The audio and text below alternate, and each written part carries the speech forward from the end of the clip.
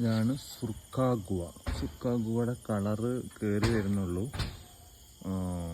ഒരു ദിവസം കൂടി കഴിഞ്ഞ് കഴിഞ്ഞാൽ ഒന്നും കൂടി റെഡിഷ് കളറാവും. പക്ഷേ ഇത് പുറത്തൊക്കെ അത്യാവശ്യം നല്ല റെഡ് കളറിലേക്ക് ഫോം ചെയ്യുന്നുണ്ട്. ഇതാണ് ഇതിൻ്റെ കളറ് വരുന്നത്, കണ്ടോ? ഇതാണ് സുർക്കാഗുവ. ഇത് ഒരു ദിവസം കൂടി നിർത്താൻ വേണമെങ്കിൽ, പക്ഷെ ഭയങ്കര സ്മെല്ലാണ്. അതെന്തായാലും ഇത് കൊത്താനൊക്കെ ചാൻസ് കൂടുതലാണ്.